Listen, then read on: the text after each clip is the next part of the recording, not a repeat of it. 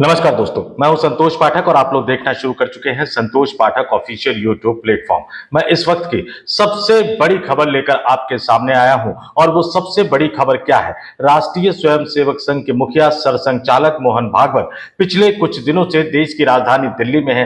3 दिवसीय उनकी व्याख्यान माला की सीरीज का आयोजन किया जा रहा है, जिसमें मोहन भागवत परसों बोले, जिसमें मोहन भागवत कल बोले और आज उस सीरीज में जो विज्ञान भवन में, दिल्ली के विज्ञान भवन में चल रहा है, उसमें सवाल जवाब का सेशन होना है।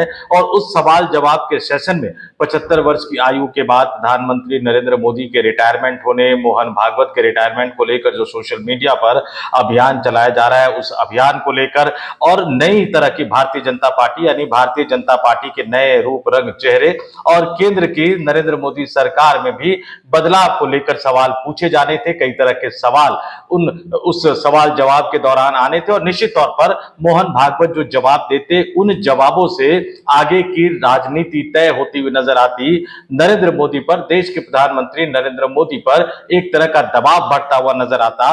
राष्ट्रीय स्वयंसेवक संघ के जो स्वयंसेवक है या राष्ट्रीय स्वयंसेवक संघ के जो नेता भारतीय जनता पार्टी के अंदर काम करते हैं, उन नेताओं की तरफ से भी प्रधानमंत्री नरेंद्र मोदी और गुजराती लॉबी पर दबाव बढ़ता हुआ नजर आता। लेकिन उससे पहले आज मोहन भागवत साहब को 5:30 बजे के बाद बोलना है, लेकिन मोहन भागवत साहब के बोलने से पहले ही नरेंद्र मोदी ने राष्ट्रीय स्वयंसेवक संघ के पास संदेशा भिजवा दिया है, संदेशा पहुंचा दिया है कि आपका जो 75 वर्ष की उम्र में बाजू हट जाने वाला बयान था, वो मुझे स्वीकार नहीं है। 75 वर्ष की उम्र में भले ही भारतीय जनता पार्टी में कई नेताओं को सक्रिय राजनीति से अलग किया गया, लेकिन वो उस समय की राजनीतिक परिस्थितियों की मजबूरी थी और उस समय के राजनीतिक परिस्थितियों के तहत वो फैसला किया गया।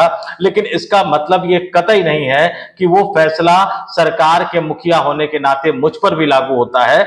मैं स्वस्थ हूं, मैं फिट हूं, राजनीतिक रूप से सक्रिय हूं और ऐसे समय पर जब देश पर एक संकट की स्थिति है, अमेरिका के राष्ट्रपति डोनाल्ड ट्रंप द्वारा लगाए गए टैरिफ को लेकर, ऐसे मौके पर जब भारत पाकिस्तान के बीच तनाव का माहौल है, ऑपरेशन सिंदूर अभी भी जारी है, प्रधानमंत्री नरेंद्र मोदी हो या रक्षा मंत्री राजनाथ सिंह हो, भारतीय जनता पार्टी के तमाम नेता इस तरह की शब्दावली का इस्तेमाल करते आ रहे हैं। तो इस तरह का संदेशा भिजवा दिया है कि ऐसे समय पर उनके लिए प्रधानमंत्री का पद छोड़ना ठीक नहीं होगा, सही नहीं होगा। ये उसी तरह का तर्क है जिस तरह का तर्क एक जमाने में दिया जाता था। ये सवाल पूछा जाता था, हु आफ्टर नेहरू, और फिर कहा जाने लगा, एक दौर ऐसा भी आया, India is Indira, Indira is India.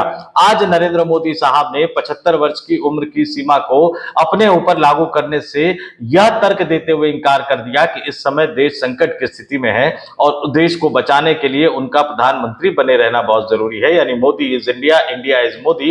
यह अलग बात है कि देश जिस तरह की संकट की स्थिति में है, अमेरिका से जिस तरह से 50% टैरिफ लगा दिया गया है और जिस तरह से अब प्रधानमंत्री नरेंद्र मोदी भारत के पुराने कट्टर शत्रु चीन की तरफ जाते हुए नजर आ रहे हैं, उसके बाद यह साफ साफ नजर आ रहा है कि नरेंद्र मोदी ने विदेश नीति के मसले पर जो ब्लंडर किया, जो गलतियां की, उसकी वजह से भारत आज इस हालत में है। खैर, आज हम नरेंद्र मोदी की विदेश नीति, नरेंद्र मोदी की रक्षा नीति, नरेंद्र मोदी की विदेश यात्रा, इन पर चर्चा करने नहीं आए हैं। आज मैं आपको सीधे सीधे ये बताने आया हूं कि नरेंद्र मोदी साहब ने राष्ट्रीय स्वयंसेवक संघ के मुखिया सरसंघचालक मोहन भागवत के बोलने से पहले आज का जो सवाल जवाब का सेशन शुरू होना था, जो प्रश्न उत्तर का सेशन शुरू होना था, जिन सवालों में कई तरह की खबरें निकलनी थी और उन सवालों के जवाबों से कई तरह की खबरें निकलनी थी, उस सवाल जवाब के सेशन से कुछ घंटे पहले ही संदेशा भिजवा दिया कि मैं प्रधानमंत्री हूं और 17 सितंबर के बाद भी प्रधानमंत्री बना रहूंगा। यानी 75 वर्ष की उम्र पूरी कर लेने के बाद भी प्रधानमंत्री बना रहूंगा।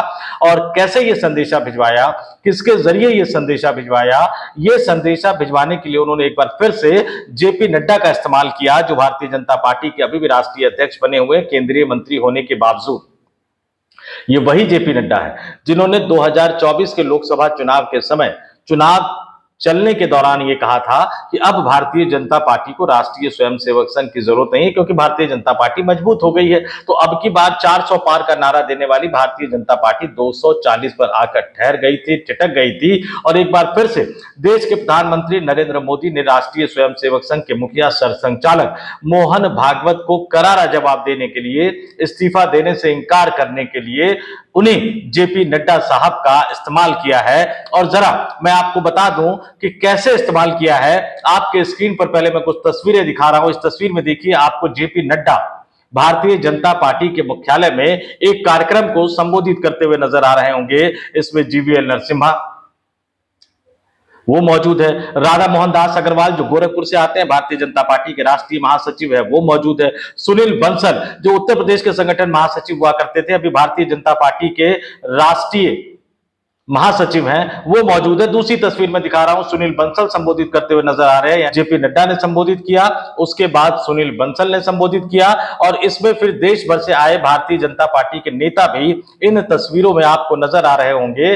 और आखिर ये तस्वीरें क्यों थी, ये बैठक क्यों बुलाई गई? आमतौर पर इस बैठकों के बारे में इस तरह से तस्वीरें शेयर बहुत कम होती है, लेकिन आज भारतीय जनता पार्टी के राष्ट्रीय संगठन महासचिव सुनील बंसल ने बाकायदा इन तस्वीरों को शेयर करते हुए जो लिखा, अब वो मैं आपके स्क्रीन पर दिखा रहा हूं।